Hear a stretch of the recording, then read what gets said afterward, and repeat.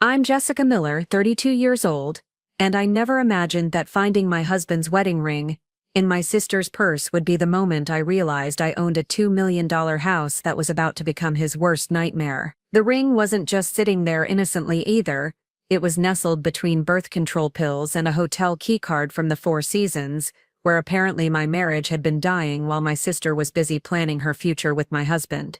What David and Rachel didn't know was that the stunning Westlake Hills mansion they were dreaming of sharing had been purchased entirely with my inheritance money, my credit, and my financial guarantees. Legally, David's name might have been on some papers, but financially, I held all the cards, and I was about to play them in a way that would leave him drowning in debt while I walked away free. Before we jump back in, tell us where you're tuning from. And if this story touches you, make sure you're subscribed, because tomorrow I've saved something extra special for you. Growing up in Cedar Park, just outside Austin, my family looked like something straight out of a home improvement commercial. My father, Robert, worked as a successful insurance broker, building a steady business over 25 years. My mother, Linda, taught elementary school and spent her summers tending to what everyone in the neighborhood called the most beautiful garden in Texas. Rachel and I were the picture-perfect daughters. She was the social butterfly with natural charm who could light up any room, while I was the responsible older sister who excelled in academics and always had my life mapped out in detailed 5-year plans. Our childhood was filled with family barbecues by the pool, weekend trips to Lake Travis, and elaborate birthday parties that became legendary among our friends. Linda made sure we attended every school event together, whether it was Rachel's cheerleading competitions or my academic decathlon. Robert coached both our softball teams and never missed a single game, camera in hand, documenting every achievement. From the outside, we were the family everyone wanted to be part of, and honestly, from the inside, it felt pretty genuine too. Rachel was 3.5 years younger than me, and our age gap meant we never really competed directly. She was homecoming queen and prom princess, while I was valedictorian and student council president. She dated the captain of the football team, while I dated the editor of the school newspaper. We seemed to occupy completely different worlds, which made our relationship surprisingly close.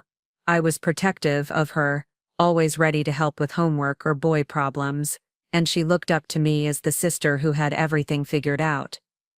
The dynamic between us remained steady through high school and into college. Rachel went to Texas State for communications, where she joined a sorority, and spent 4 years perfecting her social media presence and event planning skill. I headed to UT Austin for business and marketing, diving deep into studies while working part-time internships that built my resume strategically. Even then, I was thinking long-term, planning for financial independence and career growth. Our parents were proud of both of us, though I noticed they seemed to worry more about Rachel's future and celebrate my achievements as expected rather than surprising. After college, I landed a marketing coordinator position at Digital Dynamics, a growing firm in downtown Austin that specialized in helping tech startups build their brand presence. The work was demanding but exciting, and I threw myself into learning every aspect of the business. My boss, Catherine Walsh, became a mentor who taught me that success in marketing wasn't just about creativity, it was about understanding psychology, data, and long-term relationship building. Within 2 years, I had been promoted to senior marketing strategist, and by year 4, I was managing major accounts and earning a salary that surprised even my ambitious younger self. Rachel, meanwhile, had moved to Nashville after college to pursue what she called her creative fate. She worked at various event planning companies, tried her hand at music industry networking, and dated a series of aspiring musicians and music producers. Her Instagram was a constant stream of honky-tonk bars, recording studios, and backstage passes to concerts. She seemed to be living the bohemian lifestyle she had always talked about, though I noticed during our monthly phone calls that she was constantly stressed about money and seemed to jump from job to job without building any real career momentum. David entered my life during my 5th year at Digital Dynamics, when his tech startup hired our firm to develop their launch strategy. He was the kind of guy who immediately commanded attention when he walked into a room, tall, confident, with the easy smile of someone who had never really failed at anything important. His company's streamlined logistics, was developing software to optimize supply chain management, and he spoke about it with the passion of someone who genuinely believed he was going to change the world. Our professional relationship began with late-night strategy sessions and weekend brainstorming meetings. David was the rare client who actually listened to marketing advice instead of just assuming he knew better than the experts he had hired. He asked thoughtful questions, challenged assumptions in productive ways, and treated everyone on our team with respect regardless of their position. What struck me most about him wasn't his obvious intelligence or business acumen, but the way he remembered personal details about everyone he worked with, and made genuine efforts to understand different perspectives. The line between professional and personal blurred gradually over several months. Strategy meetings started including dinner, then weekend coffee sessions that had nothing to do with his account. David was easy to talk to, genuinely interested in my thoughts about everything from business trends to travel dreams, and he had a way of making me feel like the most fascinating person in the room. When he asked me out officially, it felt like the natural progression of something that had been building for months. Dating David was like getting a masterclass in how relationships could work when both people brought their best selves to the table. He was thoughtful without being overwhelming, ambitious without being selfish, and supportive in ways that felt genuine rather than performative. When I mentioned wanting to learn photography, he surprised me with a weekend workshop in San Antonio. When he was stressed about investor meetings, I helped him refine his presentation strategy, and he actually implemented my suggestions. We challenged each other professionally while building something personal that felt both comfortable and exciting. Rachel visited Austin about 8 months into my relationship with David, staying for a long weekend to explore whether she might want to move back to Texas. The three of us spent Saturday exploring South by Southwest events, and I watched Rachel turn on her full charm offensive. She was at her absolute best, funny, engaging, flirtatious in the way that seemed harmless, but made every man within a 10-foot radius suddenly very interested in whatever she was saying. David was clearly charmed by her, but in the way that people are charmed by a fascinating friend of a friend, not in any way that triggered my concern. Sunday evening, as Rachel was packing to return to Nashville, she pulled me aside with an expression I had learned to recognize as her serious mode.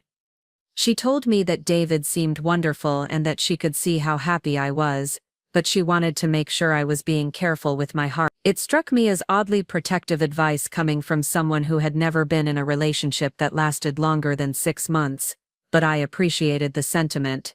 She hugged me goodbye and said she hoped things worked out exactly the way I wanted them to. 6 months later, David proposed during a weekend trip to Marfa, West Texas. We had been hiking in Big Bend National Park when he stopped at an overlook that provided views for miles in every direction. He said that being with me had taught him what it meant to have a true partner, someone who made him want to build something bigger than himself. The ring was perfect, not the largest diamond in the world, but clearly chosen with thought and care. More importantly, his proposal included specific dreams about our future that aligned perfectly with my own goals and values. Planning our wedding became a year-long project that brought our families together in ways that felt genuinely joyful. Linda and my future mother-in-law bonded over flower arrangements and venue logistics. Robert and David's father discovered a shared passion for grilling techniques that led to several weekend barbecue experiments. Rachel flew in from Nashville multiple times to help with dress shopping and bridesmaid coordination, throwing herself into wedding planning with an enthusiasm that touched me deep. She gave a maid of honor speech at our rehearsal dinner that had everyone in tears, talking about how she had always hoped to see me find someone who appreciated how special I was. The wedding itself was everything I had dreamed of. Elegant but not pretentious, celebrating our relationship while bringing together everyone we cared about most. David's vows included promises about building our future together, supporting each other's dreams, and creating a home that would be a foundation for whatever came next. My vows focused on partnership, growth, and the excitement I felt about discovering what we could accomplish together. Dancing with him that night, surrounded by family and friends who were genuinely celebrating our happiness, I felt like I had won some kind of cosmic lottery. Our first year of marriage unfolded like a textbook example of how newlywed life could work when two people were committed to making it successful. We settled into routines that balanced our individual careers with shared goals and quality time together. David's business continued growing, requiring longer hours and occasional travel, but he made consistent efforts to prioritize our relationship and communicate about schedule changes well in advance. I was promoted to marketing director at Digital Dynamics, with a salary increase that significantly improved our financial flexibility and opened up possibilities for larger life plans. The house hunting process began during our second year of marriage, initially as weekend entertainment rather than serious shopping. We would visit open houses in different Austin neighborhoods, discussing what we liked and didn't like about various properties and architectural style. These conversations revealed that we had surprisingly aligned visions for our future home, something modern but not cold, spacious but not ostentatious, with outdoor space for entertaining and a home office setup that could accommodate both our careers. Everything changed the day we walked through the custom-built home in Westlake Hills. The property was stunning, 4,500 square feet of contemporary design with floor-to-ceiling windows, an open-concept main floor perfect for hosting, and a backyard that looked like it belonged in an architectural magazine. The master suite included a walk-in closet larger than my first apartment and a bathroom with a soaking tub, positioned to overlook the hills. The home office had built-in shelving and enough space for two people to work comfortably without getting in each other's way. David fell in love with the house immediately, walking through each room with the expression of someone who could already picture our life there. He talked about hosting dinner parties in the dining room, working on his laptop by the pool, and growing old together in a place that would always feel like a retreat from the world. His enthusiasm was infectious, and I found myself imagining similar scenarios: holiday gatherings with our families, quiet Sunday mornings in the kitchen, future children playing in the backyard. The asking price was $8 million, which represented a significant stretch even with our combined incomes and savings. David's business was successful but still growing, with most of his wealth tied up in company equity rather than liquid assets. My salary was substantial but not quite at the level where I could comfortably afford such a large mortgage payment on my own. We spent several weeks running numbers, consulting with financial advisors, and discussing whether such a large investment made sense for our situation. The breakthrough came when I received news that my grandmother had passed away and left me a substantial inheritance. Grandmother Eleanor had been quietly accumulating wealth for decades through careful investing and property ownership, and her will revealed assets worth nearly $800,000 that would be distributed among her grandchildren. My portion, combined with my existing savings, would provide enough for a significant down payment that would make the monthly mortgage payments manageable with our combined income. David was initially hesitant about using my inheritance for our house purchase, concerned about the fairness of such an arrangement and whether it would create any imbalance in our relationship. We had several long conversations about money, ownership, and how to structure the purchase. Preparing and narrating this story took us a lot of time, so if you are enjoying it, subscribe to our channel. It means a lot to us. Now back to the story. Purchase in a way that felt equitable to both of us. Ultimately, we decided that the house would be purchased primarily in my name, with David contributing to monthly expenses and taking on responsibility for maintenance and improvement. It felt like a practical arrangement that protected my investment while acknowledging his contributions to our shared life. The closing process took nearly 2 months, during which we spent countless hours choosing finishes, planning furniture arrangements, and dreaming about our future in the space. David threw himself into research about landscaping, home security systems, and smart home technology with the enthusiasm of someone planning to stay forever. I focused on the financial logistics, working with our mortgage broker to ensure all documentation was properly structured, and that we understood every aspect of our payment obligations and equity arrangements. Moving into the house felt like stepping into the life we had been building toward since we first met. David immediately claimed the larger home office, setting up his workstation with multiple monitors and video conferencing equipment that would allow him to work effectively from home when needed. I created a smaller but perfectly functional workspace in what had originally been designed as a sitting room, with built-in storage for my marketing materials and client files. The house was large enough that we could both work from home without feeling crowded or distracted by each other's activities. Our first few months in the new house were a honeymoon period of domestic bliss, mixed with the excitement of hosting friends and family in our beautiful space. We threw a housewarming party that became legendary among our friend group, with David grilling on our new outdoor kitchen while I coordinated a menu that showcased both our cooking skills and the house's entertaining potential. My parents visited for a weekend and were clearly proud of what we had accomplished, while David's family made plans for an extended stay during the holidays. Rachel's first visit to the house happened 6 months after we had moved in, during a long weekend when she was considering a permanent move back to Austin. Nashville hadn't worked out the way she had hoped.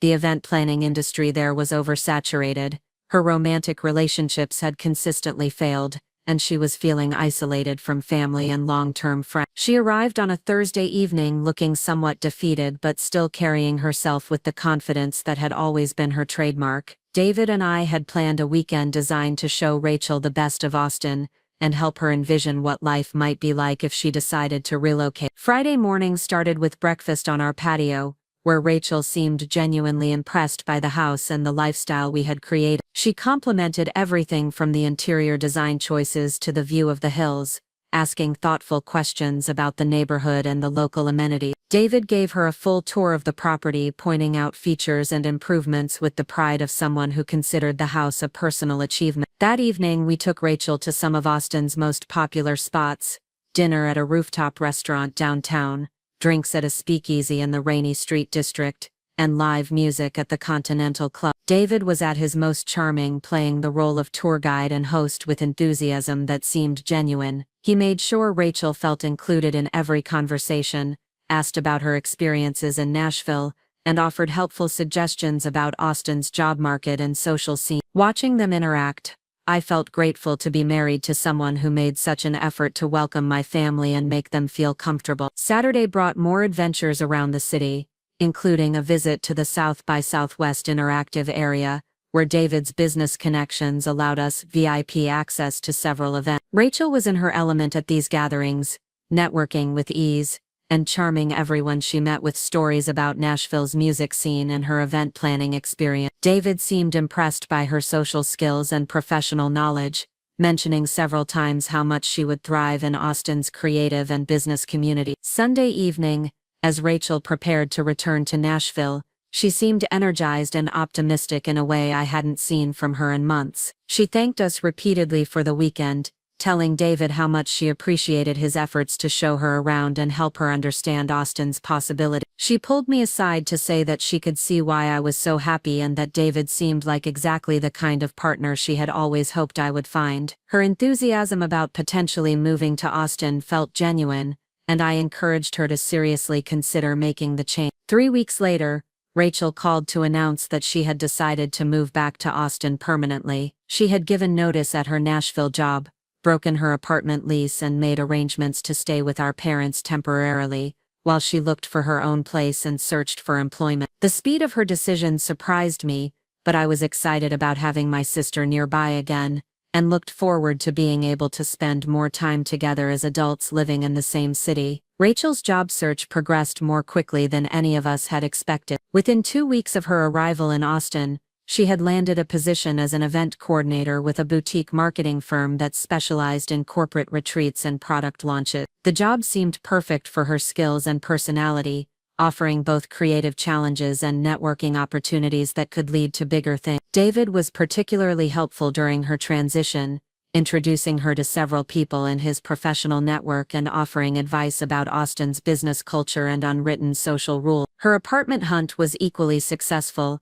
resulting in a lease on a stylish one-bedroom unit in the Domain area, close enough to our house for regular visits, but far enough away to maintain appropriate boundaries. David and I helped her move in, spending a Saturday assembling furniture and arranging her belongings in ways that maximized the small space. The three of us worked well together, and by evening we had transformed her empty apartment into a cozy home that reflected her personality and style. Over the following months, Rachel became a regular presence in our lives, joining us for dinner parties, weekend activities, and family gatherings with increasing frequency. She fit seamlessly into our social circle, bringing energy and humor that enhanced every gathering. David seemed to genuinely enjoy her company, often engaging her in long conversations about business trends, Austin politics, and shared interests they had discovered. Their friendship developed naturally, and I felt proud of how well my husband and sister had bonded. The warning signs, in retrospect, were subtle enough that I completely missed their significance at the time.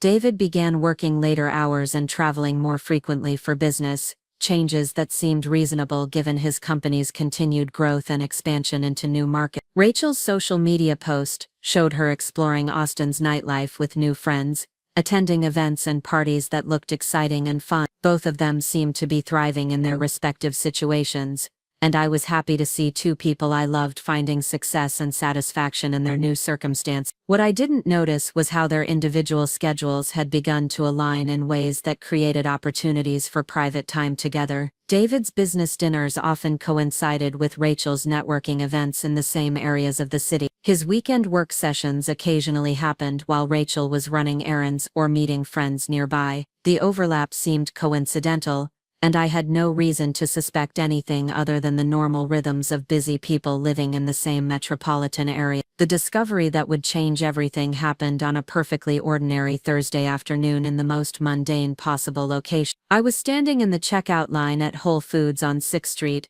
juggling my phone and a basket full of ingredients for the dinner party David and I were hosting that weekend, when I saw Rachel's purse sitting unattended in an abandoned shopping cart 3 lanes over. She was nowhere in sight, probably distracted by some organic skincare display or caught up in conversation with someone she had recognized from her networking circle. The purse was expensive, a designer bag she had splurged on during her first month at the new job, and leaving it unguarded in downtown Austin seemed unlike her usual careful nature. I walked over to grab it, planning to text her about its location, when the zipper had come partially undone, and I could see contents spilling out onto the cart's metal mesh. As I reached to steady the bag and zip it closed, several items tumbled onto the floor around my feet. Bending to collect them, my hand closed around something that made my heart stop completely. David's wedding ring was sitting there among Rachel's lip gloss and breath mints, the custom engraving we had chosen together clearly visible on the inner band. For several seconds, I couldn't process what I was seeing.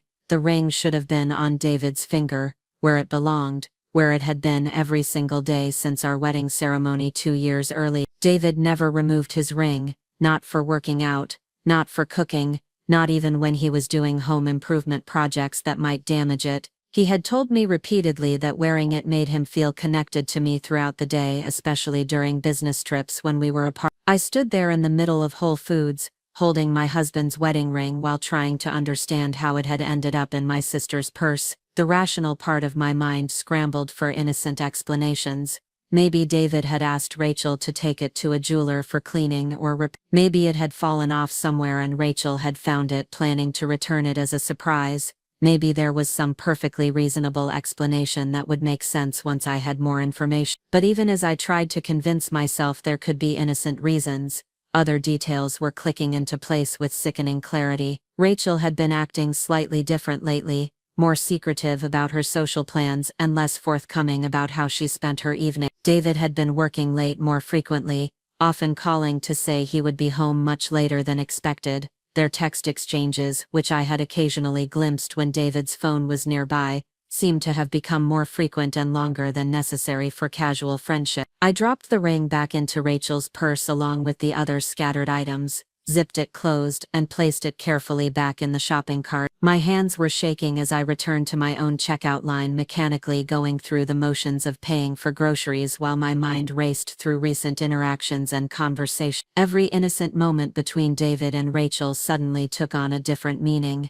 every friendly exchange now seeming loaded with hidden significance I had been too trusting to recognize. The drive home felt like an out-of-body experience. I kept checking my rearview mirror, convinced that other drivers could somehow see the devastation written across my face. The familiar streets of Austin looked different, as if the discovery of that ring had altered my perception of everything around me. The city where David and I had built our life together, where we had planned our future, now felt like a place where my marriage was disintegrating without my knowledge. Walking into our beautiful house, I was struck by how normal everything looked. David's coffee mug was still sitting on the kitchen counter from the morning. My marketing materials were spread across the dining room table where I had left them.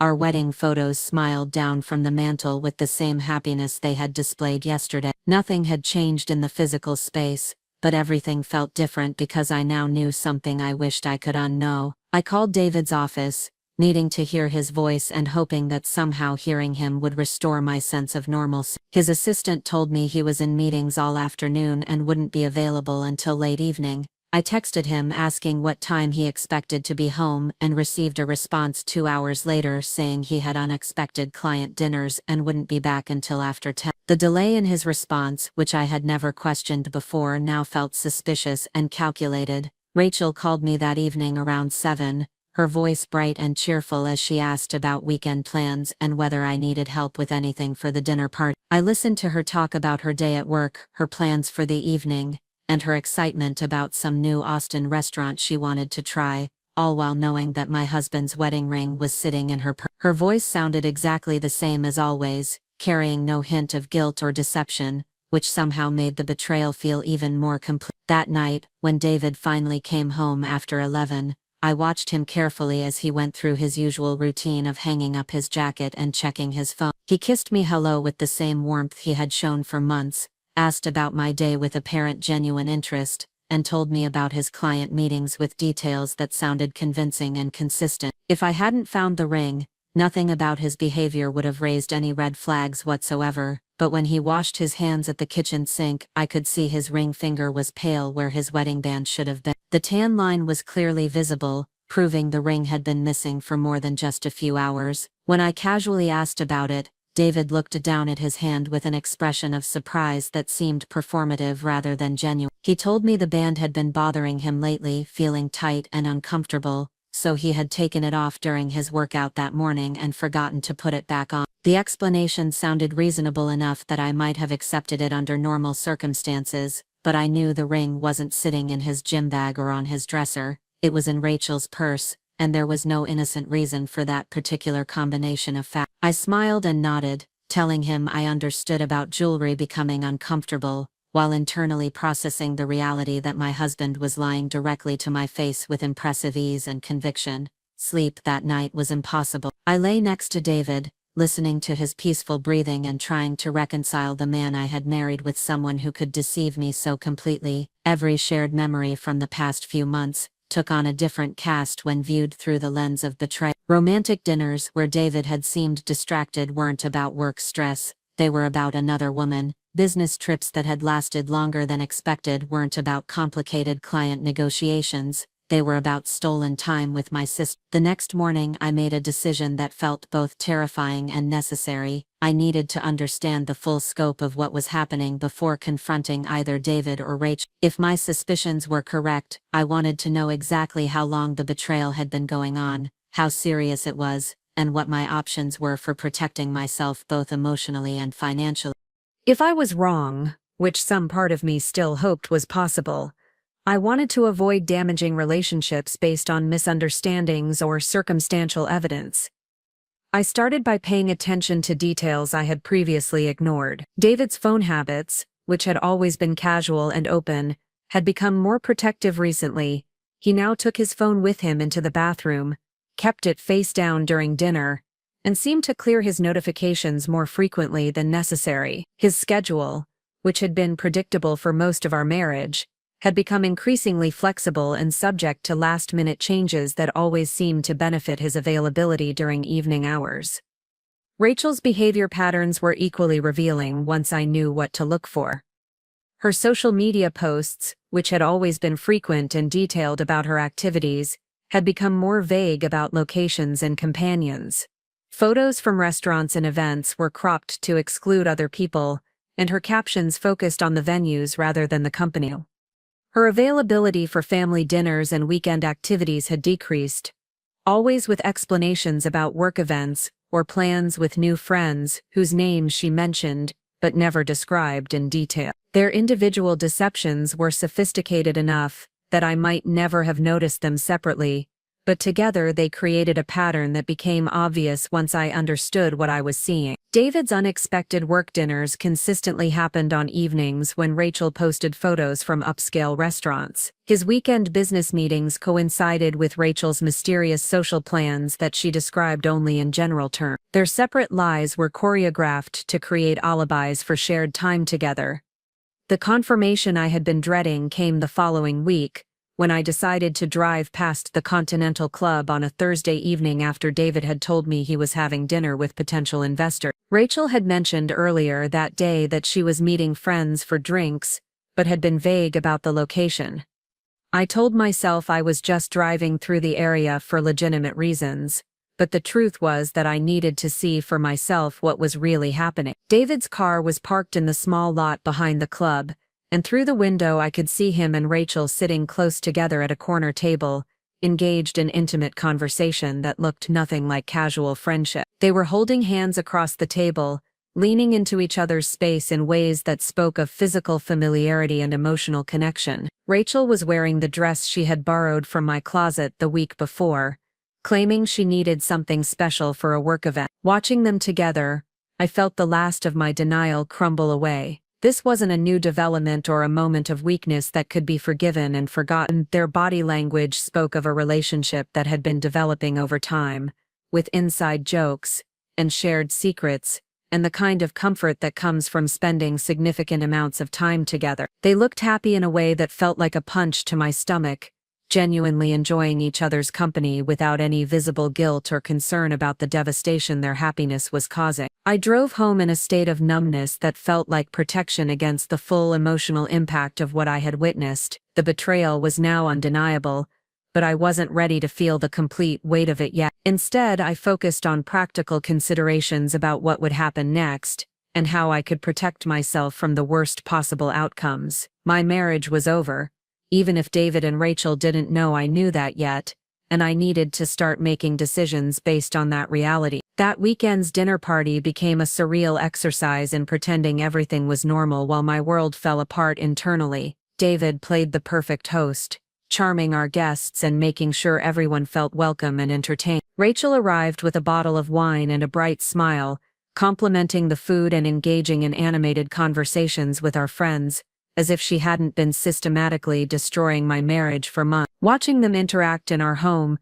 carefully maintaining appropriate distance and casual familiarity, I realized how skilled they had become at deception. They never looked at each other too long, never stood too close, never exchanged the kind of loaded glances that might have given them away to observant friends. Their performance was flawless, which told me they had been practicing this act for far longer than I had imagined. Our friend Kelly Martinez, who lived 2 houses down and had become one of my closest confidants since we moved to the neighborhood, pulled me aside during the party to tell me how lucky I was to have such a wonderful family. She mentioned how sweet it was that David and Rachel had become such good friends, and how nice it must be for me to see my husband and sister getting along so well. Her innocent observation felt like another layer of betrayal, knowing that our friends were being deceived just as thoroughly as I had. The party ended with David and Rachel volunteering to clean up together while I relaxed with a glass of wine, supposedly as a treat for all my hard work organizing the evening. I watched them work side by side in our kitchen, efficient and comfortable with each other's movements in ways that suggested they had spent considerable time in domestic settings together. When Rachel reached around David to put dishes in the dishwasher, there was a brief moment of physical contact that lasted just a fraction of a second longer than necessary. After Rachel left that night, David was particularly affectionate, telling me what a wonderful evening it had been and how proud he was of the life we had built together. He held me close as we got ready for bed, thanking me for being such an amazing wife and partner. His words felt like acid, not because they were insincere but because they highlighted the enormous gap between the man I had married and the man who was currently betraying me with my own sister. The following Monday, I made an appointment with Amanda Rodriguez, a real estate attorney whose name had come up during our home buying process. I told her I needed to understand the legal implications of our property ownership structure and what my options would be if my marriage ended. Amanda was professional and discreet, asking pointed questions about our financial arrangements without making me feel judged or pressured to share more personal details than necessary. The news Amanda gave me was better than I had dared to hope. Because the house had been purchased primarily with my inheritance money, and the mortgage was structured with me as the primary borrower, I had significant legal protections that would be difficult for David to challenge. The documentation we had signed during closing clearly established my ownership stake, and Texas property laws would generally favor my financial contributions over David's residential claim. More importantly, Amanda explained that if David chose to leave the marriage voluntarily, he would have very limited ability to claim ongoing ownership rights or force a sale of the property. The mortgage payments, property taxes, and maintenance costs would become my sole responsibility, but I would also have complete control over the asset and any future appreciation in its value. David's name on some of the paperwork gave him certain legal rights, but those rights were secondary to my documented financial investment and primary borrower status. Amanda also connected me with Michael Chen, a financial advisor who specialized in helping people protect their assets during difficult life transitions. Michael reviewed our joint accounts, investment portfolios, and insurance policies, helping me understand which assets were protected by law and which ones I needed to take immediate action to secure. His advice was practical and focused on minimizing financial damage rather than maximizing revenge, which appealed to my natural tendency towards strategic thinking. The picture that emerged from these consultations was that I was in a much stronger position than many people facing similar betrayal. My career provided sufficient income to maintain our lifestyle independently.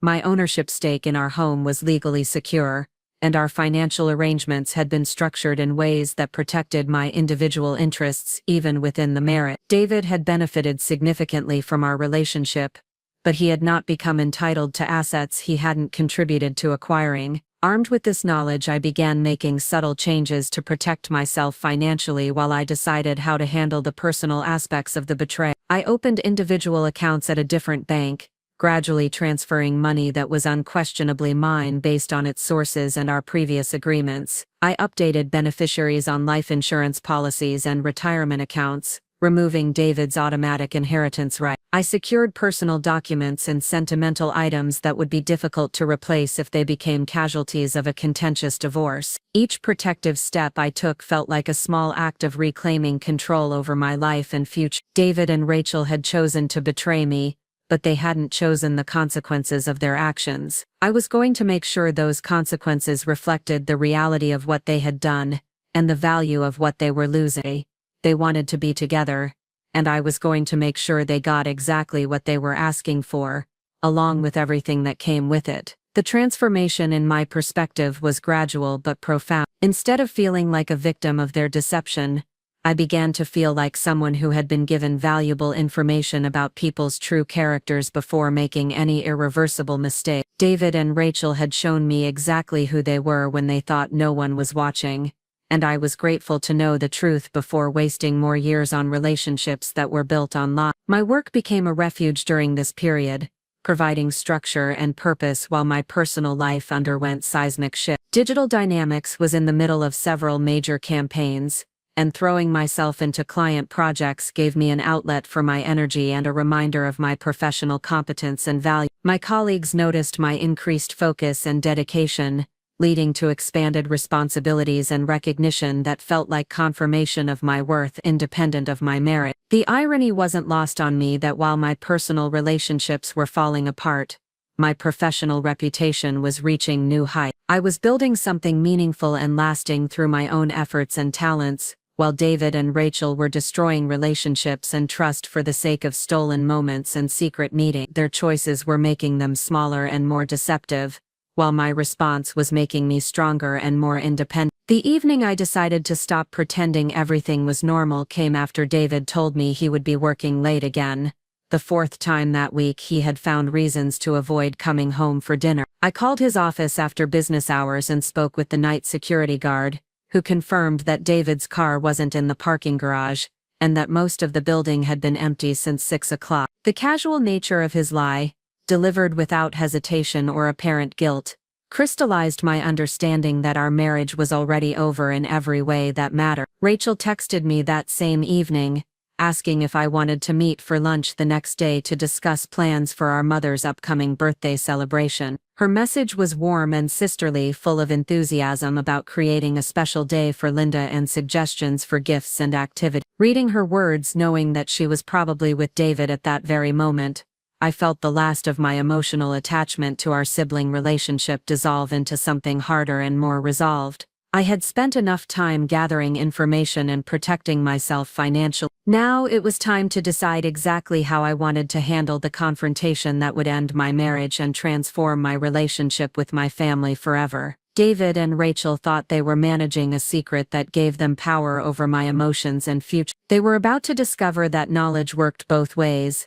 and that the person with the most to lose wasn't necessarily the person who would lose the most. The pattern of deception had become so normalized that I almost admired the sophistication of their coordination. David would mention needing to attend a networking event for Austin tech entrepreneurs, while Rachel would simultaneously post Instagram stories about exploring new downtown venues with mysterious friends who never seemed to have names or faces. Their lies had evolved into an intricate dance of misdirection that required genuine effort and planning to maintain.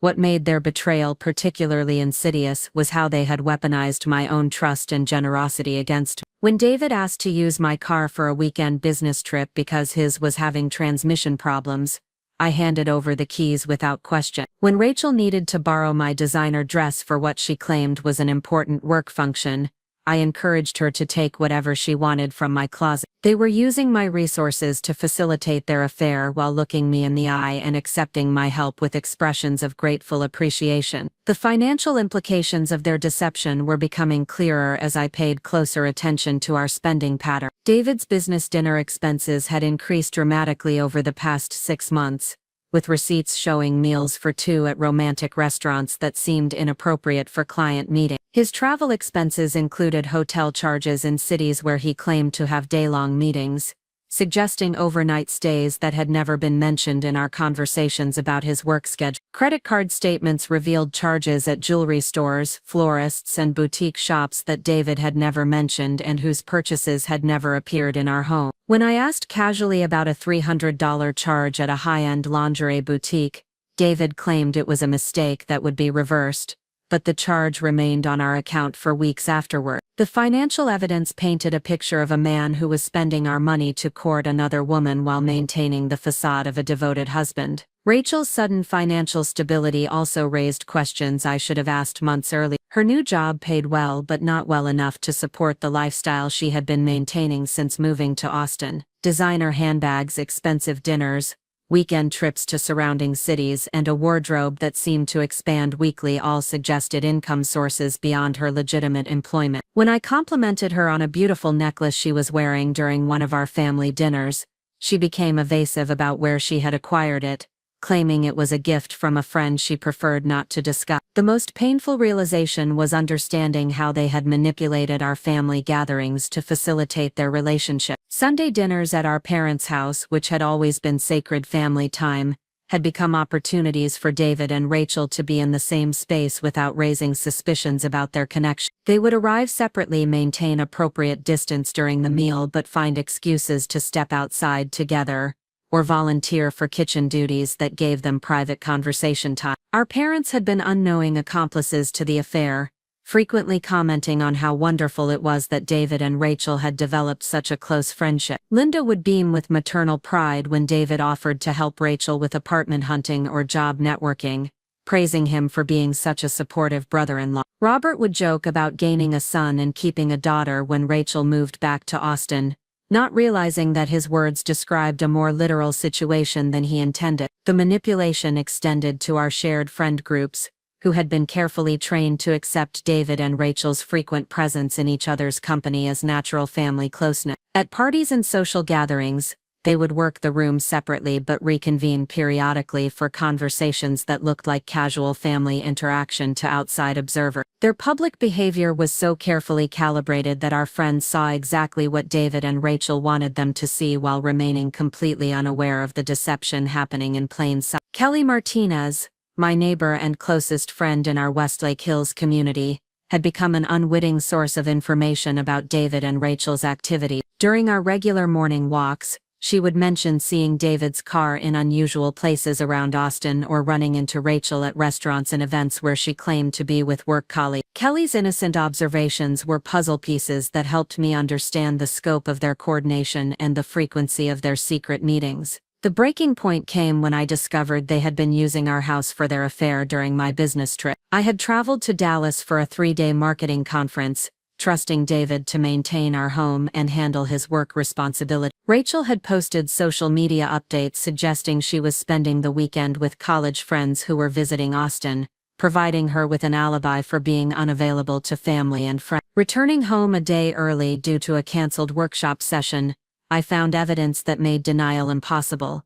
Rachel's car was parked in our garage, hidden from view of neighbors or casual passers. Her overnight bag was sitting on the chair in our master bedroom, and personal items were scattered throughout the house in ways that suggested comfortable familiarity with the space. The bed sheets were different from the ones I had left on our bed, and the laundry room contained evidence of hasty cleaning attempts. David and Rachel were nowhere to be found when I arrived, but their absence felt more incriminating than their presence would have been. They had clearly been staying in our house together, sleeping in our bed, and using our private space for their relationship while I was traveling for work. The violation felt complete and irreversible, transforming our beautiful home into a crime scene of emotional destruction. I spent that afternoon documenting everything I found, taking photographs of Rachel's belongings, and making notes about the condition of various rooms. The evidence wouldn't be admissible in any legal proceeding, but it provided confirmation of what I had suspected and eliminated any remaining doubt about the nature of their relationship.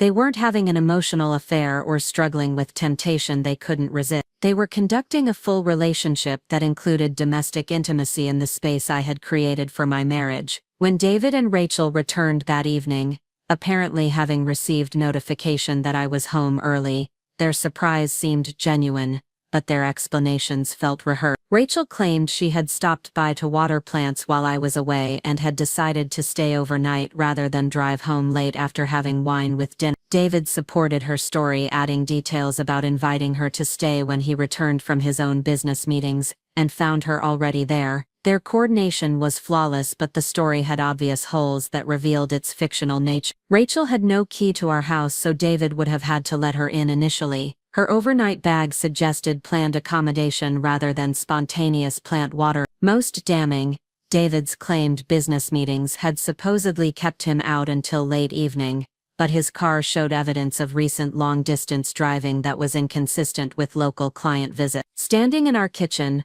listening to them lie with such conviction and apparent sincerity, I felt a strange sense of liberation. The last vestiges of hope that I might be misunderstanding the situation or overreacting to innocent coincidences evaporated completely. David and Rachel had chosen to betray me in the most intimate and hurtful way possible, using my own home as the setting for their affair, while crafting elaborate deceptions to maintain their access to my trust and resources. That night, after Rachel left and David settled into his normal routine, I made the decision to accelerate my timeline for confronting the situation. I had gathered sufficient evidence to understand the scope of their betrayal, consulted with professionals to protect my legal and financial interests, and confirmed that my suspicions were completely accurate. Prolonging the deception served no purpose except to give David and Rachel more time to deepen their relationship and potentially make decisions that would complicate the resolution process. I scheduled a meeting with Thomas Bradley, the divorce attorney Amanda Rodriguez had recommended, for the following week. Thomas specialized in high-asset divorces and had extensive experience helping clients navigate complex property and financial arrangements. His initial consultation would help me understand my options for ending the marriage, while protecting my interests and minimizing the potential for prolonged legal battles. The conversation with Thomas was both illuminating and empowering. Texas was a no-fault divorce state, meaning I wouldn't need to prove adultery to end the marriage, but the evidence I had gathered could be relevant for property division and spousal support decisions. More importantly, the prenuptial agreement David and I had signed before our wedding, which had seemed unnecessary at the time, included specific provisions that would protect my premarital assets and inheritance-funded purchases. Thomas explained that David's voluntary abandonment of the marriage through his affair would significantly strengthen my position in any legal proceeding. If David chose to leave our home to be with Rachel, he would be demonstrating his preference for ending our marriage, which would complicate any later claims about being forced out or denied access to marital property. The key was documenting his choices and ensuring that his departure appeared voluntary rather than coerced. The strategy Thomas recommended was elegant in its simplicity. Rather than confronting David and Rachel immediately, I would create circumstances that forced them to make their relationship choice publicly and definitively. Once their affair became undeniable to our families and social circle, David would face pressure to either end the relationship with Rachel or leave our marriage. Given the evidence of their emotional investment in each other, Thomas predicted they would choose to be together openly rather than return to deception and secrecy. Implementing this strategy required careful planning and impeccable timing. I needed to expose their relationship in a way that appeared accidental rather than vindictive, allowing them to believe they were making independent choices rather than responding to manipulation. The exposure had to be complete enough that denial would be impossible but subtle enough that I could maintain plausible deniability about my knowledge and intention. The opportunity presented itself during our annual 4th of July party,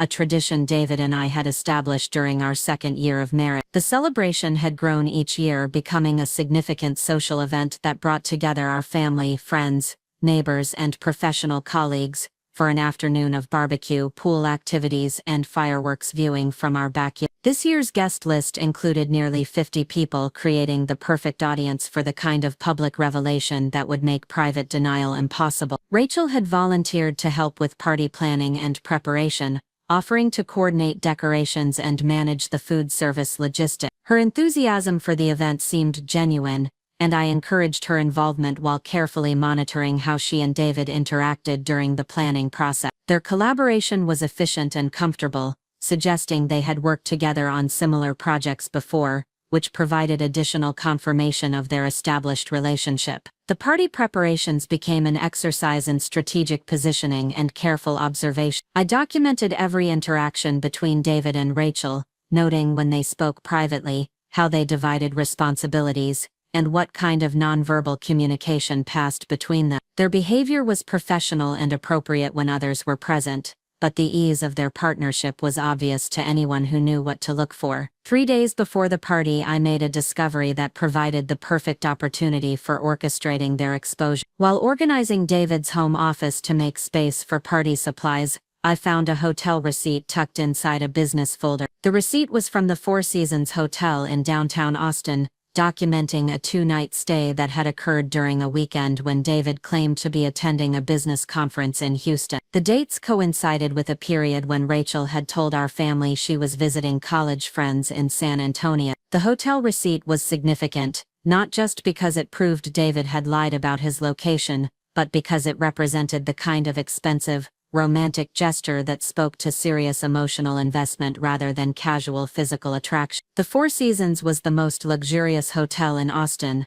the kind of place where people went to celebrate anniversaries or special occasions. David had never taken me there, claiming it was overpriced and pretentious, but he had apparently found it perfectly appropriate for his time with Rachel. I made copies of the receipt and began developing a plan that would use this evidence to maximum effect during the party. The key was timing the revelation, so that David and Rachel couldn't coordinate their responses or develop a unified strategy for damage control. I needed them to be separated when the truth came out, preferably in front of witnesses, who would remember their individual reactions and make private coordination impossible. The 4th of July party began exactly as planned, with guests arriving throughout the afternoon and settling into the relaxed social atmosphere David and I had perfected over the year. The weather was perfect, the food was excellent, and the company was engaging in ways that reminded me why these gatherings had become such an important tradition. For a few hours, I was able to enjoy the fruits of our hospitality and temporarily forget about the underlying deception that was about to be exposed. David was in his element as host, moving between groups of guests with easy charm and ensuring everyone felt welcome and entertained. He manned the grill with scientific precision, coordinated pool activities for the children in attendance, and engaged in political discussions with our more opinionated friends, without allowing any conversations to become heated or divisive. Watching him perform as the perfect husband and host, I felt a complex mixture of admiration for his social skills and disgust for his moral flexibility. Rachel arrived fashionably late, making an entrance that commanded attention without appearing calculated or attention-seeking. She had chosen her outfit carefully, wearing a sundress that was appropriate for the casual party atmosphere but flattering enough to ensure she looked stunning in the inevitable photograph. Her greeting to David was warm but brief, exactly the kind of interaction that would be expected between a sister-in-law and host, but I caught the subtle eye contact that suggested deeper communication. The afternoon progressed with the kind of social momentum that made successful parties feel effortless and organic. Guests mingled freely, moving between the pool area, outdoor kitchen, and various seating arrangements we had created throughout the backyard. Children played games while adults engaged in conversations about work, politics, travel plans, and local Austin developments. The atmosphere was festive and relaxed, creating the perfect setting for the drama that was about to unfold. As the sun began to set and guests started gathering for the fireworks display, I initiated the sequence of events that would expose David and Rachel's affair to our entire social circle. The plan required precise timing and careful coordination, but the groundwork had been laid throughout the afternoon through strategic conversations and subtle positioning of key witnesses. The revelation began innocently enough, with me mentioning to a group of friends that I had found some receipts while organizing David's office and wanted to ask him about business expenses for tax purposes. I produced the Four Seasons receipt casually, holding it up so that several people could see the hotel name and dates while I called across the yard to get David's attention about the business conference he had supposedly attended that weekend.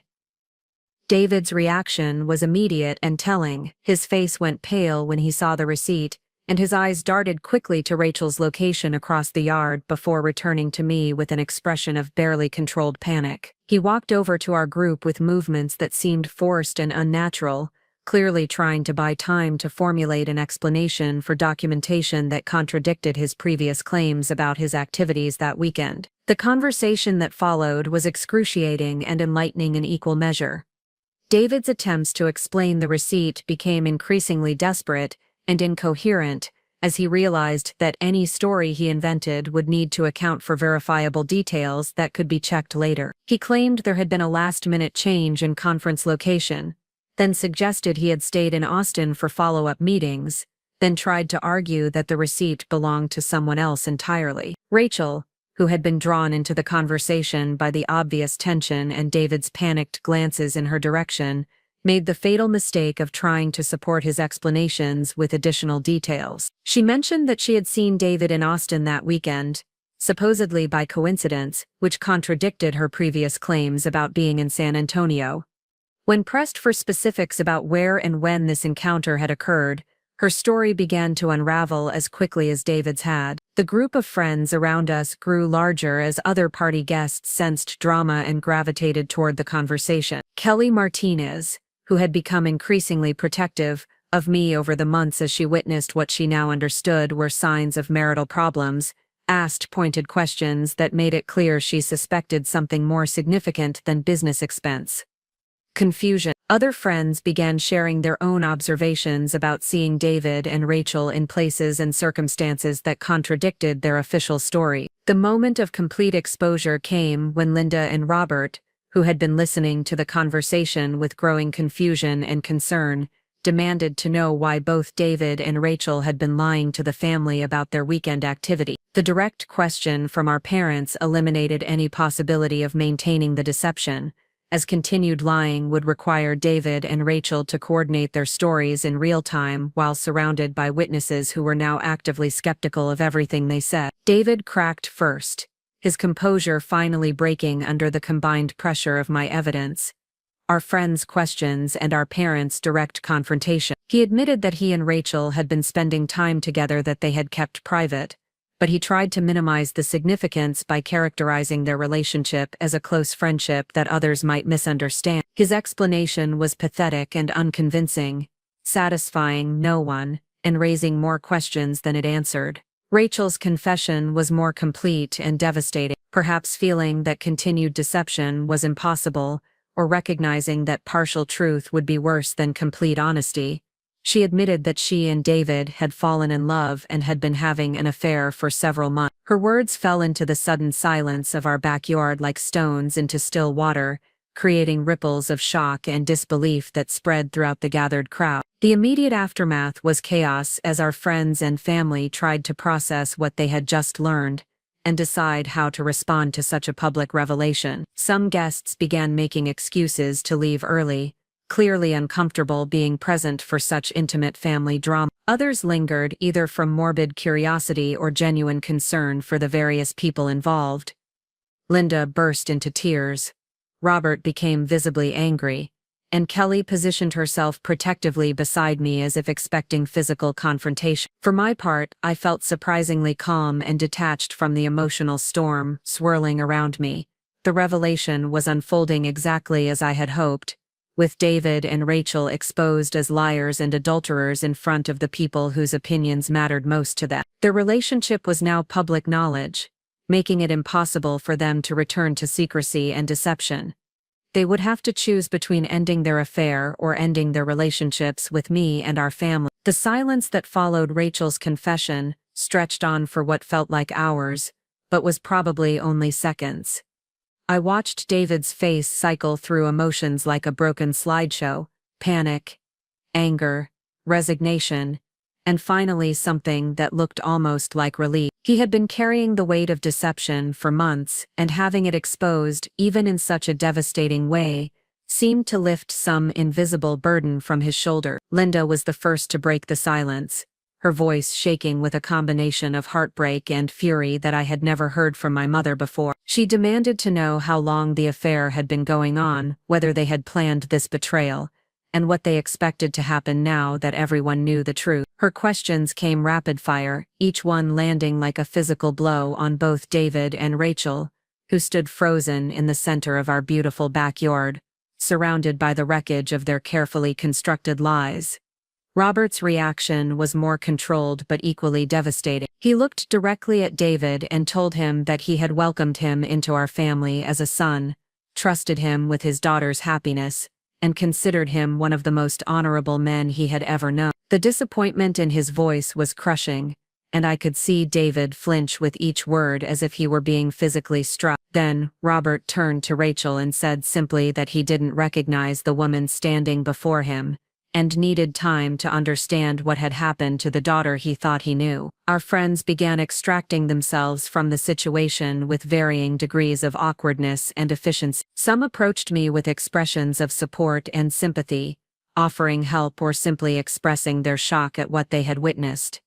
Others avoided eye contact entirely, gathering their belongings quickly and leaving without saying goodbye to anyone. Kelly remained firmly planted beside me, her protective presence providing both physical and emotional support as the social fabric of the party disintegrated around us. The most painful moment came when little Emma Rodriguez, the 7-year-old daughter of our neighbors, asked her mother why everyone was crying and whether the fireworks were still going to happen. Her innocent question highlighted how thoroughly David and Rachel's selfishness had contaminated what should have been a joyful celebration, turning a cherished family tradition into a scene of devastation that would be remembered for all the wrong reasons. David finally found his voice and attempted to salvage something from the wreckage by suggesting that we all move inside to discuss the situation privately. His proposal was met with skeptical stares from everyone present, as if the time for private conversations and damage control had passed the moment he chose to conduct an affair with my sister. Rachel nodded eagerly at his suggestion,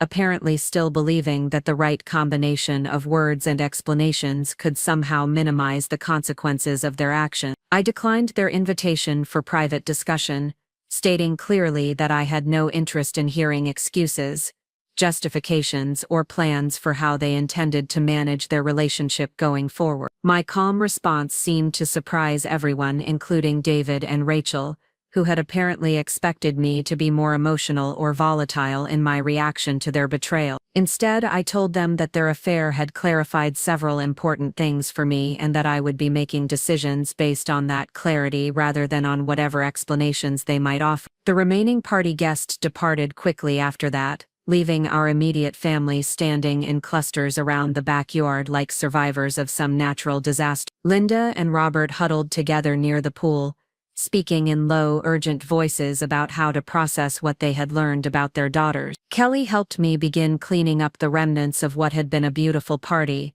her presence providing welcome distraction from the emotional carnage surrounding us. David approached me as I was collecting abandoned plates and cups, his voice tentative as he asked if we could speak privately about next steps and how to handle the situation moving forward. I told him that the only conversation we needed to have would involve lawyers and that he should make arrangements to stay elsewhere while we sorted out the legal aspects of ending our marriage. His face registered genuine shock at my matter-of-fact tone, as if he had expected anger or pleading rather than calm decisiveness.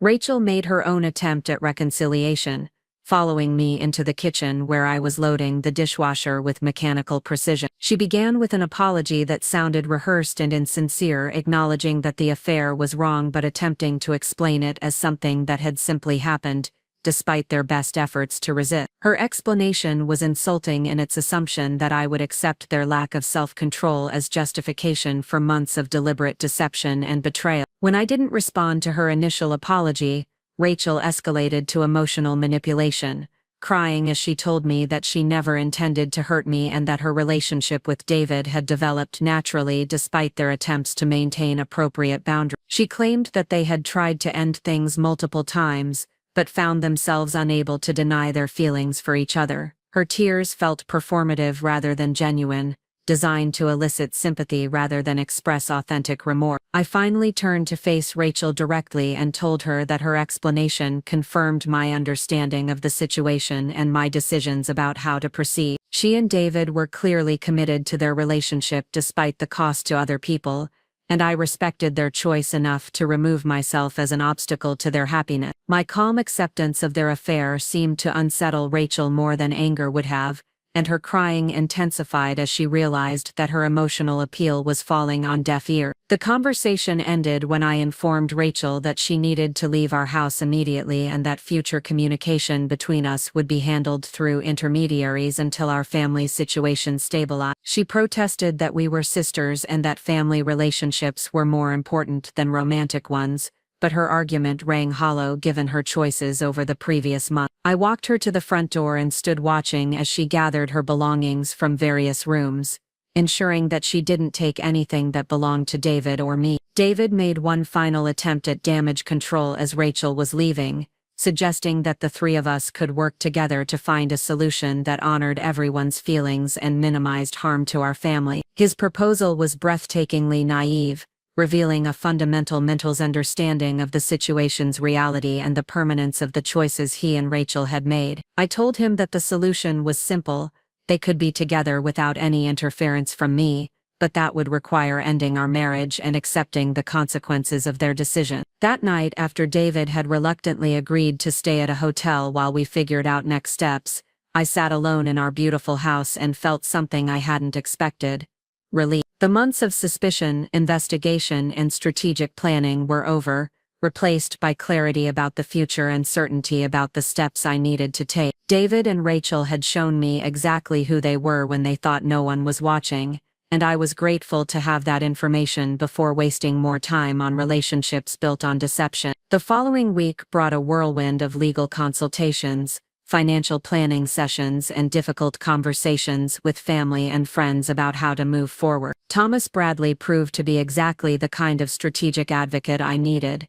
focused on protecting my interests while avoiding unnecessary conflict or prolonged proceeding. His approach was efficient and thorough, designed to finalize our divorce quickly while ensuring that David's departure from our marriage was clearly documented as voluntary. The property settlement was remarkably straightforward thanks to the prenuptial agreement and the clear documentation of my financial contributions to our major asset. David would be responsible for half of our joint debts, but would have no claim on the house, which had been purchased primarily with my inheritance and remained titled in my name. His belongings could be retrieved under supervision, but he would need to find alternative housing immediately, since he had chosen to end our marriage through his affair. More challenging was the mortgage situation, which had been structured with both our names despite my primary financial responsibility. Thomas worked with our lender to modify the loan terms, removing David as a co-borrower, and adjusting the payment schedule to reflect my individual income and creditworthiness. The process required extensive documentation of our financial arrangements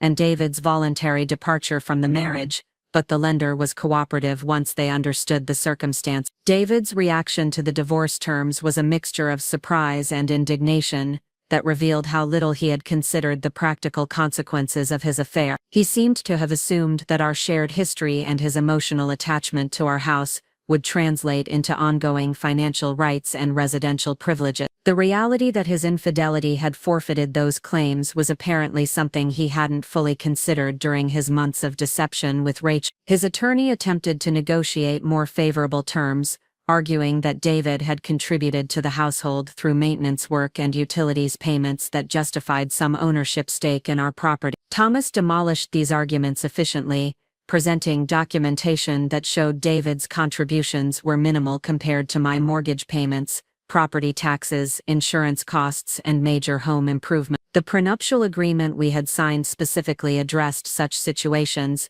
protecting premarital assets and inherited funds from claims based on minor financial contribution. The most satisfying aspect of the legal proceedings was watching David realize the full scope of his financial exposure. Without access to my income, he would be responsible for his portion of our joint debts, while establishing entirely new housing arrangements and covering the significant costs of divorce proceedings. His business income, which had always seemed substantial when combined with my salary, would be stretched to accommodate expenses that had previously been shared between us. Rachel's situation was equally challenging, though she seemed less aware of the practical implications of her choices. Her job provided sufficient income for independent living, but not for the luxury lifestyle she had been maintaining with David's financial support. The expensive dinners, designer clothing, weekend trips, and high-end apartment that had characterized her Austin experience would need to be scaled back significantly if she wanted to maintain financial independence. The social consequences of their affair were immediate and severe. Our friend group, which had been carefully cultivated over years of shared experiences and mutual support,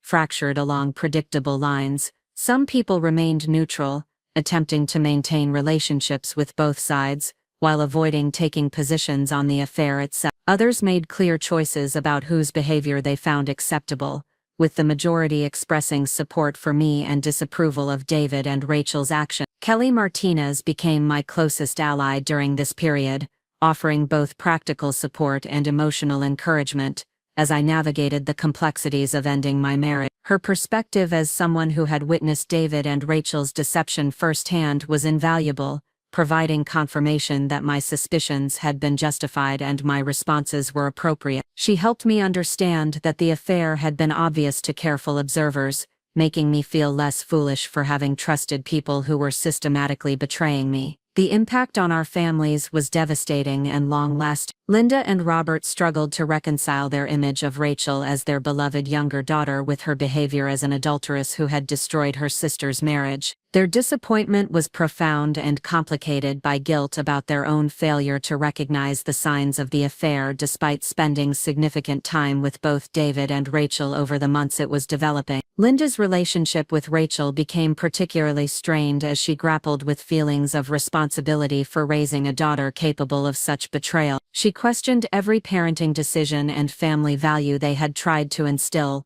wondering where they had failed to teach Rachel about loyalty, honesty, and respect for family relationships. Her pain was evident during our conversations, and I found myself comforting her while dealing with my own grief about the loss of my marriage and my relationship with my sister. Robert's response was more direct and decisive. He told Rachel that her choices had consequences that extended beyond her romantic relationship with David, and that she would need to rebuild trust with every family member who had been affected by her deception. He made it clear that while she would always be his daughter, her welcome in the family home would be contingent on genuine accountability for her actions and respect for the boundaries I needed to establish for my own healing. David's relationship with my parents ended abruptly and completely. They had genuinely loved him as a son-in-law and had invested emotional energy in building a relationship that extended beyond his marriage to me. His betrayal felt personal to them, representing not just the end of his marriage to their daughter but the loss of someone they had trusted and cared about independently. They made it clear that he was no longer welcome at family gatherings and that they had no interest in maintaining any connection with him regardless of his relationship with Rachel. The professional consequences for both David and Rachel were subtle but equally significant. Austin's business community was relatively small and interconnected,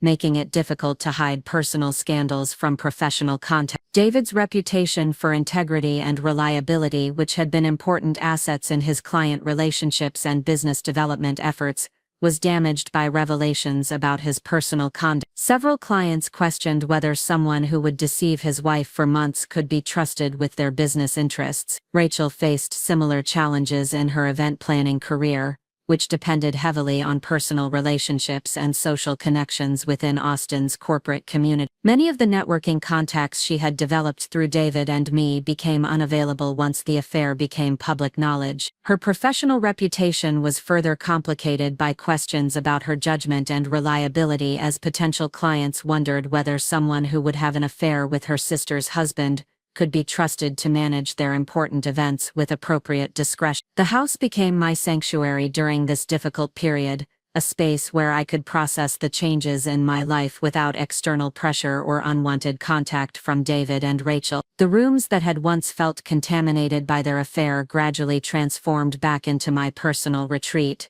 as I replaced furniture and redecorated spaces to reflect my individual taste rather than our shared aesthetic preferences. The master bedroom required the most extensive changes, since it was where I had discovered evidence of their affair and where they had violated my trust most directly. I replaced the bedding, rearranged the furniture and added personal touches that made the space feel uniquely mine rather than connected to my failed marriage. The process was both therapeutic and symbolic, representing my reclamation of the home I had worked so hard to create. Financial independence became increasingly empowering as I adjusted to managing all household expenses without David's contribution. My salary at Digital Dynamics was sufficient to cover the mortgage, property taxes, utilities and maintenance costs while still allowing for comfortable living and modest saving. The house that had once felt like a stretch for two incomes became manageable for one when that income wasn't supplemented by supporting someone else's lifestyle and deception. The realization that I was financially better off without David came as a surprise,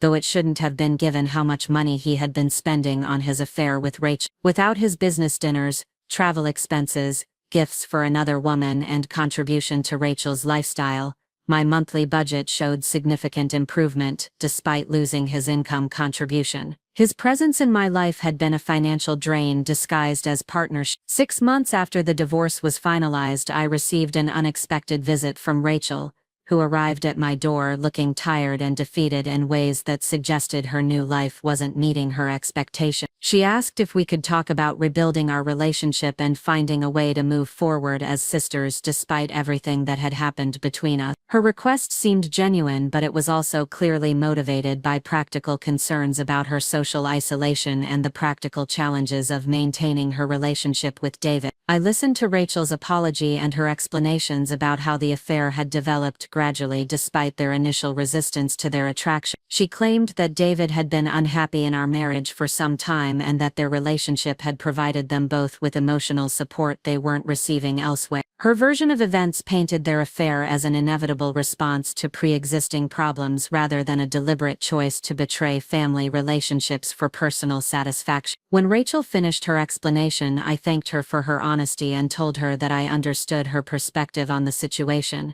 I also explained that understanding her choices didn't require me to accept them or pretend that our relationship could return to its previous. The trust that had existed between us had been permanently damaged by her decision to pursue David while maintaining our sisterly relationship, and that damage couldn't be repaired through apologies or explanation. I told Rachel that I wished her well in her relationship with David and hoped they would find happiness together, but that I needed to maintain distance from both of them to protect my own emotional well-being. She could continue being part of our extended family, but our personal relationship would need to remain limited to polite interaction at unavoidable family gatherings. The boundaries I was establishing weren't punishment but rather necessary protection for my ability to heal and move forward. Rachel's reaction to my decision was disappointment, mixed with what seemed like genuine sadness about the permanent change in our relationship. She had apparently hoped that time and her apology would be sufficient to restore our sisterly bond,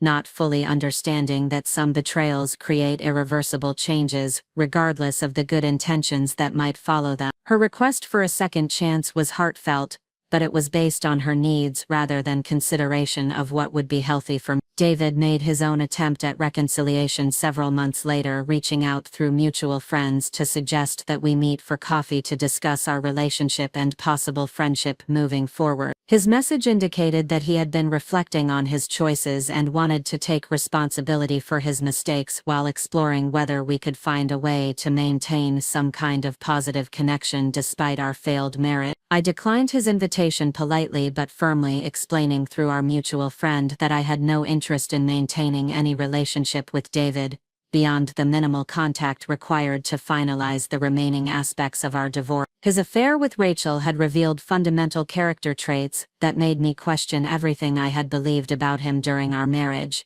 and I had no desire to rebuild trust with someone who had demonstrated such capacity for deception and betrayal. The message I sent back to David through our friend was simple but complete. I held no anger toward him and genuinely hoped he would find happiness with Rachel, but our relationship had ended permanently when he chose to have an affair rather than address whatever problems he perceived in our marriage. His decision to pursue my sister while maintaining the facade of a loving husband had eliminated any possibility of friendship or ongoing connection between us. 1 year after our divorce was finalized, I attended a work conference in Dallas where I encountered several people who knew David professionally. Their questions about our divorce were handled easily with brief explanations about growing apart and wanting different things from life. The conversations reminded me how much I had moved forward from the devastation I had felt during the initial discovery of the affair and how completely I had rebuilt my life around my own goals and values. The house continued to appreciate and value,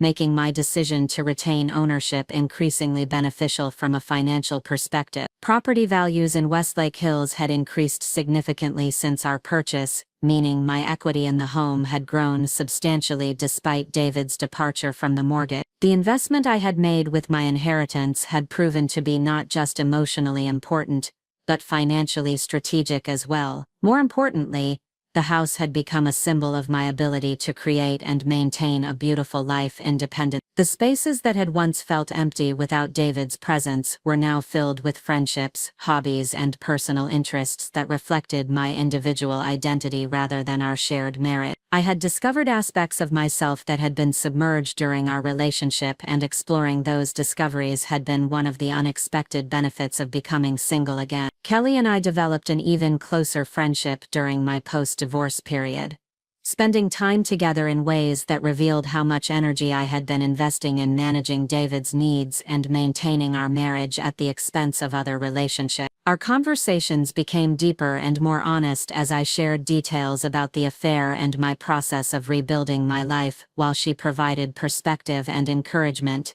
that helped me recognize my own strength and resilience. The relationship with my parents stabilized over time as they processed their disappointment about Rachel's choices and their grief about the end of my marriage. Linda and Robert had loved David genuinely, and losing him felt like a family death that required its own mourning process. Their support for me was unwavering, but they also needed time to understand how someone they had trusted so completely could have deceived them as thoroughly as he had deceived me. Rachel and David's relationship faced challenges that became apparent to mutual acquaintances over time. The passion that had driven their affair apparently didn't translate into compatibility for daily life, as they struggled with practical issues like financial management, social integration, and family relationships. Their romance had been built on secrecy and excitement, and the mundane realities of legitimate partnership seemed to diminish some of its appeal. Friends reported that David appeared to be struggling financially with the lifestyle adjustments required by his independence and his support of Rachel's expectations. The expensive dinners, weekend trips, and luxury purchases that had characterized their affair were unsustainable on his income alone,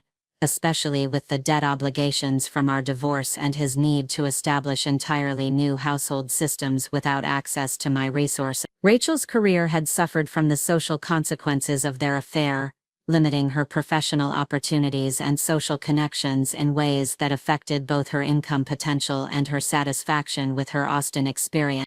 The event planning industry depended heavily on reputation and relationships, both of which had been damaged by her association with breaking up a marriage within the close-knit community where she was trying to build her business. 2 years after our divorce, I received news through family channels that David and Rachel had broken up after a series of arguments about money, family relationships, and future plans. Their relationship had apparently been unable to withstand the practical pressures of legitimate partnership once the excitement of forbidden romance had faded. David had moved to Houston for a new job opportunity, while Rachel was considering returning to Nashville or possibly relocating to another city entirely. The news of their breakup created complex emotions for me, not satisfaction exactly, but a sense of validation about my understanding of their character and the sustainability of their relationship. They had destroyed a marriage and permanently damaged family relationships for a romance that ultimately couldn't survive the transition from secrecy to reality. Their choices had caused tremendous pain for multiple people in service of something that proved to be temporary rather than the lasting love they had claimed justified their betrayal. By the 3rd anniversary of our divorce, I had built a life that was fuller and more satisfying than my marriage had been, even before David's affair. My career had flourished as I invested the energy I had previously spent managing marital concerns into professional development and business relationships. Digital Dynamics had promoted me to senior director, with responsibilities that included strategic planning and client development activities that utilized my natural strengths and interests. The house had become the center of a social life that reflected my individual preferences and values, rather than the compromises required by marriage. I hosted dinner parties, book clubs, and informal gatherings that brought together friends from various aspects of my life in ways that felt natural and enjoyable. The entertaining style I developed was more relaxed and authentic than the formal events David and I had coordinated during our marriage. My relationship with my parents had deepened as we worked together to heal from Rachel's betrayal and build new family traditions that honored our changed circumstance. Linda and Robert had come to see my divorce as ultimately beneficial, recognizing that David's affair had revealed character flaws that would have eventually caused problems regardless of the specific trigger. Their pride in my resilience and independence was evident in our conversations and their support for my new life direction. The financial benefits of my situation continued to accumulate over time. Without David's expenses and with my increased salary, I was able to save significantly while maintaining a comfortable lifestyle and making home improvements that increased both my enjoyment of the property and its market value. The mortgage balance decreased steadily, building equity that represented genuine wealth rather than the paper assets that had characterized our shared financial situation. Most importantly, I had discovered that my capacity for happiness and fulfillment was not dependent on romantic partnership or family approval in the ways I had previously believed. The devastating betrayal that had initially felt like the end of my life had actually been the beginning of a more authentic and satisfying existence built around my own goals, values, and choices rather than the compromises and accommodations required by relationships with people who didn't share my commitment to honesty and loyalty. Standing in my beautiful kitchen 3 years after the 4th of July party that had exposed David and Rachel's affair, I felt grateful for the painful lessons that had taught me the difference between relationships based on convenience and those built on genuine respect and care. The house that David had once assumed he would share permanently had become the foundation for a life that was entirely my own, purchased with my inheritance, maintained through my effort, and filled with people who chose to be there because they valued me rather than what I could provide for them. 3 years after that devastating 4th of July party, I found myself hosting my annual summer gathering again, though this time the guest list looked dramatically different. Gone were the complicated family dynamics and hidden betrayals that had poisoned previous celebrations. Instead, my backyard was filled with genuine friends, supportive colleagues, and family members who had proven their loyalty through actions rather than words. The atmosphere was lighter, more authentic, and infinitely more peaceful than those final parties during my marriage to Dave. Kelly Martinez stood beside me at the outdoor kitchen, helping me arrange appetizers while sharing the latest neighborhood gossip with the easy familiarity of someone who had become family by choice rather than obligation. Her presence had been constant throughout my divorce and recovery, proving that some friendships deepen through crisis rather than fracturing under pressure. She had witnessed my transformation from a woman struggling to understand her husband's betrayal into someone who had built a life of genuine contentment and independence. The house itself had undergone significant changes that reflected my evolution as its sole owner and decision-maker. I had remodeled the master suite completely, eliminating every trace of the space David and Rachel had contaminated with their affair. The new design was entirely my aesthetic: clean lines, soothing colors, and luxurious touches that made the room feel like a personal retreat rather than a shared compromise. The renovation had been expensive, but it was an investment in my emotional well-being that had paid dividends in restoring my sense of home and sanctuary. Sarah Williams, the therapist who had helped me navigate the emotional complexities of betrayal and divorce, arrived fashionably late with her husband and teenage daughter. Sarah had become more than a professional counselor during our sessions together. She had evolved into a mentor and friend, whose wisdom extended far beyond the boundaries of our therapeutic relationship. Her presence at my party felt symbolic of how much I had grown and healed, transitioning from someone who needed professional support to someone who could offer guidance and friendship to others facing similar challenges. The financial transformation in my life was perhaps the most dramatic and satisfying aspect of my post-divorce evolution. Without David's expenses, business entertainment costs, and the hidden financial drain of his affair with Rachel, my monthly budget had improved so significantly that I was able to accelerate my mortgage payments while maintaining a comfortable lifestyle and building substantial savings. The house that had once felt like a financial stretch for two incomes had become easily manageable for one, especially as my career continued to flourish and my salary increased. Digital Dynamics had promoted me to executive director 18 months after my divorce, recognizing both my professional competence and my renewed focus on career development. The promotion came with a substantial salary increase and equity participation that made me feel genuinely wealthy for the first time in my life.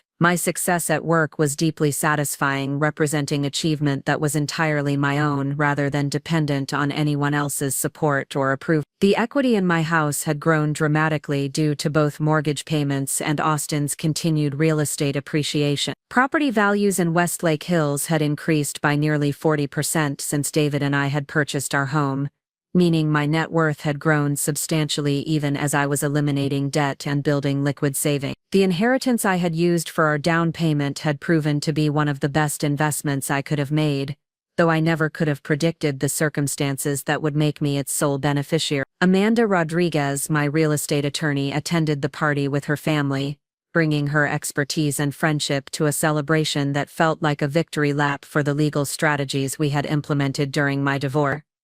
Amanda had become both a professional advisor and personal friend, someone whose guidance had proven invaluable not just during the divorce proceedings, but in the ongoing management of my real estate investments and estate planning consideration. The conversation during dinner centered around travel plans, career achievements, and personal growth stories that reflected the positive energy of people who had chosen to invest in their own development rather than spending their energy on dramatic relationship conflict. My guests were accomplished, interesting individuals who brought intellectual stimulation and emotional support to my life in ways that felt both comfortable and inspiring. The quality of relationships in my post-divorce life was dramatically higher than the social obligations and surface-level friendships that had characterized my marriage year. Michael Chen, my financial advisor, shared updates about market performance and investment strategies over cocktails, though our professional relationship had evolved into genuine friendship based on shared values and mutual respect. Michael's guidance had been instrumental in helping me structure my finances for long-term independence and security, ensuring that my divorce settlement and career success translated into lasting wealth rather than temporary comfort. The absence of David and Rachel from my social circle was no longer painful or noticeable. they had simply faded from relevance as I built new traditions and relationships around people who shared my values and respected my boundary. Occasionally, mutual acquaintances would mention seeing them around Austin or hearing updates about their lives, but their choices and circumstances had become as distant from my daily reality as characters in a book I had finished reading years ago. Linda and Robert arrived with their usual warmth and enthusiasm, though their relationship with Rachel remained strained and conditional. They had worked hard to rebuild trust with their younger daughter, but the process was slow and complicated by Rachel's apparent inability to accept full responsibility for her choices and their consequences. My parents' support for me throughout the divorce and recovery had been unwavering, demonstrating the difference between family relationships based on genuine love and those maintained through obligation or convenience. The conversation with my parents revealed that Rachel had indeed left Austin permanently, relocating to Denver where she was attempting to rebuild her career and personal life away from the social complications her affair had created. David had apparently thrived in Houston where his business skills and professional reputation had recovered from the damage caused by his personal scandal. Their relationship had ended badly with financial disputes and recriminations that confirmed my assessment of their character and compatibility. Linda shared that Rachel had asked repeatedly about the possibility of reconciling with me,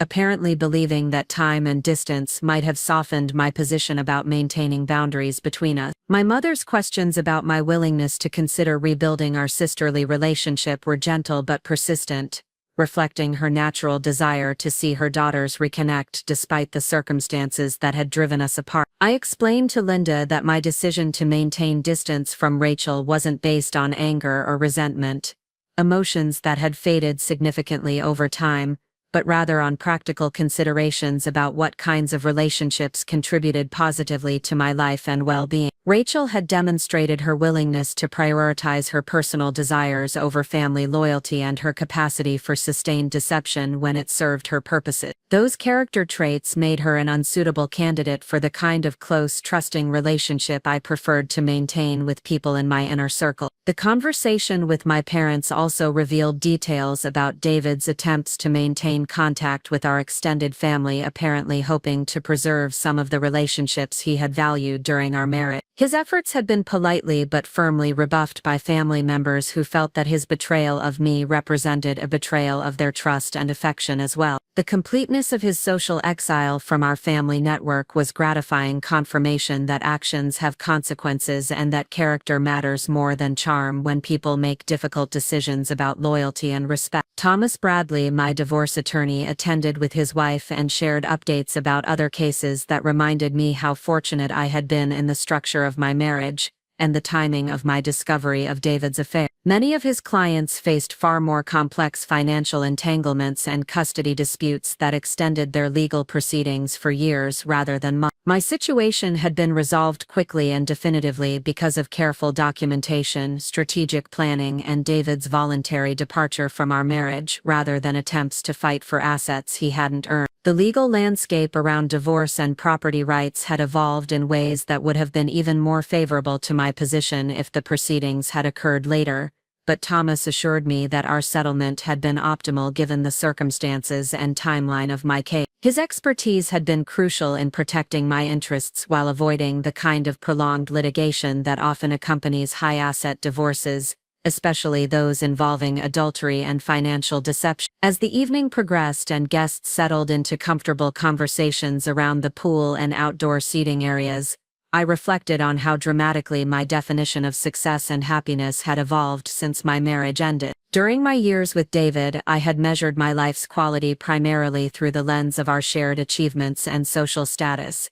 focusing on external markers like our beautiful home, impressive careers, and carefully curated social life. The life I had built as a single woman was more internally focused and personally satisfying, centered around authentic relationships, professional fulfillment, and the peace that comes from living according to your own values rather than maintaining appearances or managing other people's expectations. The absence of drama, deception, and emotional manipulation had created space for genuine contentment and personal growth that felt more valuable than any of the external markers I had previously prioritized.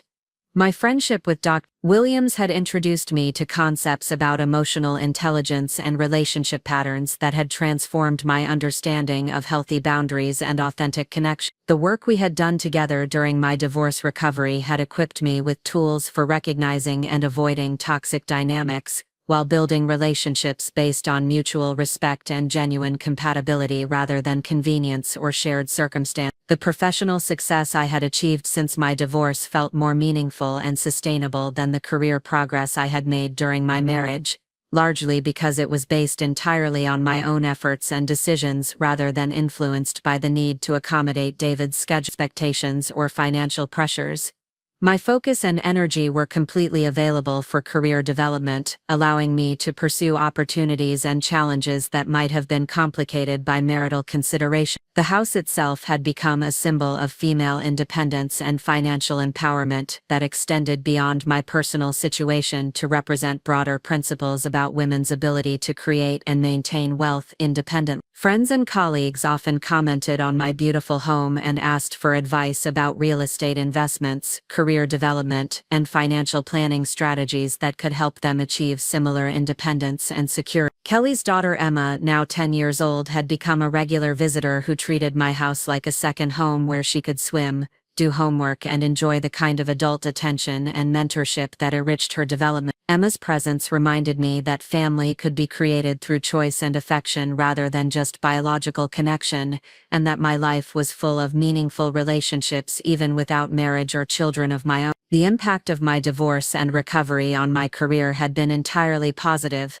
challenging stereotypes about how personal crises affect professional performance and demonstrating that sometimes major life changes create opportunities for growth and advancement rather than setbacks and limitations. My colleagues and clients had witnessed my resilience and strategic thinking during a difficult period, earning respect and confidence that translated into increased responsibilities and leadership opportunities. The financial independence I had achieved was particularly satisfying because it represented security and freedom that couldn't be compromised by anyone else's choices or behavior. The house was mine, the career was mine, the savings were mine, and the future I was building was entirely under my control rather than dependent on maintaining relationships with people whose character and priorities I couldn't predict or influence. Amanda's presence at the party reminded me of the legal protections and strategic planning that had made my post-divorce success possible, emphasizing the importance of understanding your rights and preparing for worst-case scenarios even when you hope and expect the best from people you love. The prenuptial agreement that had seemed unnecessary during the romantic excitement of wedding planning had proven to be one of the most valuable documents I had ever signed.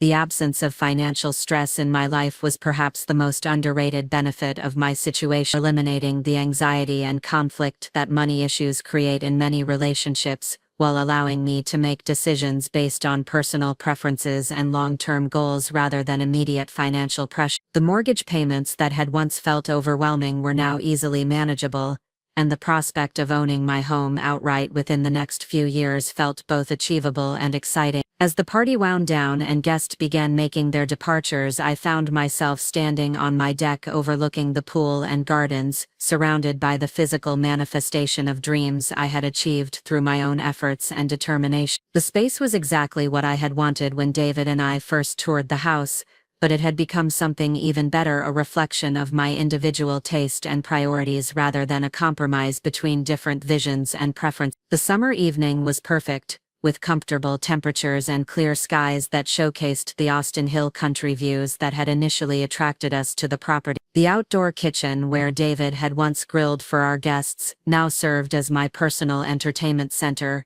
equipped with appliances and accessories I had chosen based on my own cooking style and entertaining preferences rather than shared decisions and compromise. Kelly was the last to leave, staying behind to help with cleanup and share the kind of intimate conversation that marks the end of successful social gatherings. Her friendship had been tested and strengthened through my divorce crisis, proving that some relationships become deeper and more valuable when they survive difficult circumstances rather than existing only during comfortable times. The financial calculations I did while cleaning up the party confirmed what I already knew. My monthly expenses had decreased significantly since my divorce while my income had increased, creating a substantial surplus that I was using to accelerate debt elimination and build long-term wealth. The house that had once required two incomes to afford comfortably was now easily managed by one, especially as my career continued to advance and my salary grew. The mortgage balance had decreased to less than half of the home's current market value, representing substantial equity that would continue growing through both payments and appreciation. The investment I had made with my grandmother's inheritance had proven to be brilliant financial strategy, providing both personal satisfaction and wealth building that would benefit me for decades to come. Looking back on the journey from that terrible discovery in Whole Foods to the peaceful celebration I had just hosted, I felt profound gratitude for the painful lessons that had taught me the difference between relationships built on genuine respect and those maintained through convenient obligation or shared assets. David and Rachel had done me an enormous favor by revealing their true characters before I had wasted more years on relationships that were fundamentally dishonest and unsustainable. The life I had built in the aftermath of their betrayal was more authentic, peaceful, and financially secure than anything I could have achieved while trying to maintain a marriage with someone whose values and priorities were incompatible with my own. Their affair had been devastating at the time, but it had ultimately freed me to discover my own strength and create a future based on my individual goals and preferences rather than the compromises and accommodations required by partnership with the wrong person. Standing in my beautiful kitchen at midnight loading the dishwasher and putting away the remnants of another successful gathering, I realized that the house David had once assumed he would share permanently had become the foundation for a life that exceeded every dream I had harbored during our marriage. The betrayal that had once felt like the end of my world had actually been the beginning of a more satisfying and authentic existence. The mortgage that David would have shared responsibility for was now entirely mine to manage and eventually eliminate, representing both the burden and the privilege of complete financial independence. The equity that was accumulating month by month belonged entirely to me, building wealth that would provide security and opportunities for whatever adventures and challenges the future might bring. The silence in the house after everyone had left was peaceful rather than lonely, filled with the satisfaction that comes from hosting people you genuinely care about in a space that reflects your own taste and value. The master bedroom that had once felt contaminated by David and Rachel's betrayal had been transformed into a personal sanctuary that represented my recovery and growth rather than my victimization and loss. As I turned off the lights and prepared for bed, I thought about the woman I had been 3 years ago. Trusting, naive, focused on maintaining relationships that were slowly destroying her from within. That version of myself felt like a different person, someone I remembered fondly but could never become again. The education I had received about human nature, financial independence, and emotional resilience had been expensive and painful, but it had also been invaluable and permanent. The future stretched ahead with possibilities that were entirely mine to choose and create, unconstrained by anyone else's preferences, limitations, or deceptions. The house that had once symbolized shared dreams now represented individual achievement and independence. The career that had once been balanced against marital obligations now provided unlimited opportunities for growth and advancement. The relationships that remained in my life had been tested and proven worthy of the investment they required. David and Rachel's betrayal had taught me that some losses are actually gains in disguise, that some endings create space for better beginnings, and that the worst thing that happens to you can sometimes become the catalyst for the best decisions you'll ever make. They had chosen temporary passion over lasting loyalty, secret excitement over honest partnership, and personal desire over family responsibility. I had chosen differently, and the consequences of our respective choices had played out exactly as character and values would predict. The house where their affair had been planned and executed had become the site of my recovery and triumph, proving that physical spaces can be reclaimed and transformed, just like lives and futures can be rebuilt and improved. The $2 million mortgage that David had once shared was now my responsibility and my asset, representing both the challenge and the reward of complete financial independence. Up next, you've got 2 more standout stories right on your screen. If this one hit the mark, you won't want to pass these up. Just click and check them out.